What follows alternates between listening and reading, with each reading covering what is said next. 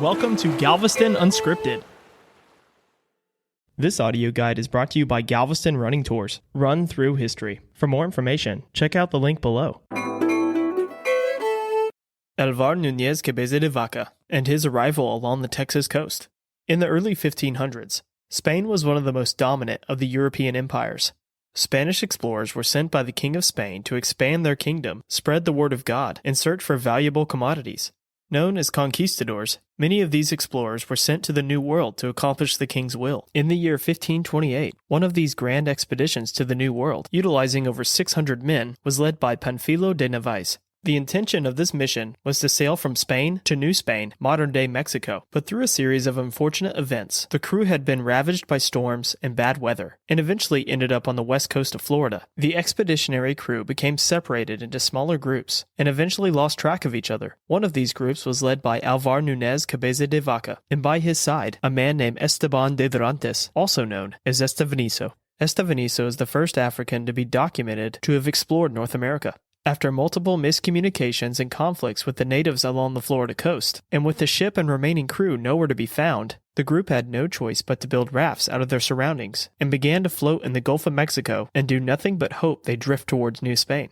Unfortunately for the group that had just built 5 rafts out of what they could find along the Florida coast, they did not realize they were over 1,500 miles away from their destination at Tampico, Mexico. As the Gulf current slowly carried them west, the 5 rafts supporting roughly 50 explorers each began to separate. To make matters worse, every time a raft would go ashore, that group would be attacked by natives. After weeks of drifting with the Gulf and beginning to run low on supplies and water, Cabeza de Vaca's group became weary and close to death. Most of the men on Cabeza de Vaca's raft had resigned themselves to dying on that raft. Finally, the raft had come so close to shore that they got caught in heavy surf and washed up on the beach. In November of 1528, Cabeza de Vaca and his crew had washed up on modern-day Galveston Island. Cold and thought to be alone, the crew was exhausted. After only a few hours on the island, Cabeza de Vaca realized they were not alone.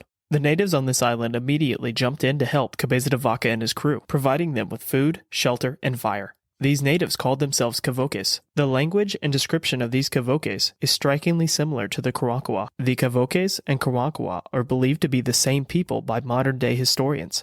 Most of these washed-up Spaniards accepted the assistance from these Cavoques.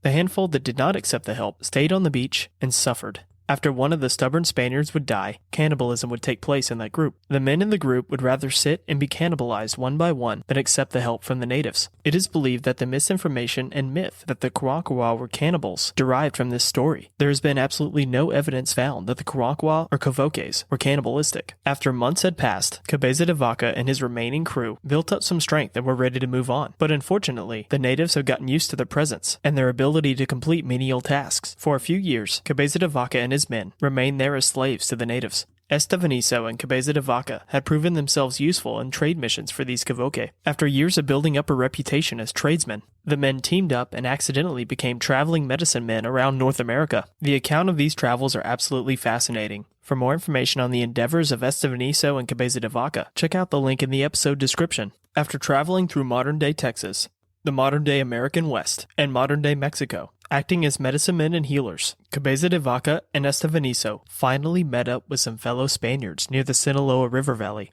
Cabeza de Vaca returned to Spain, and lucky for us, detailed his entire account of 8 years traveling North America.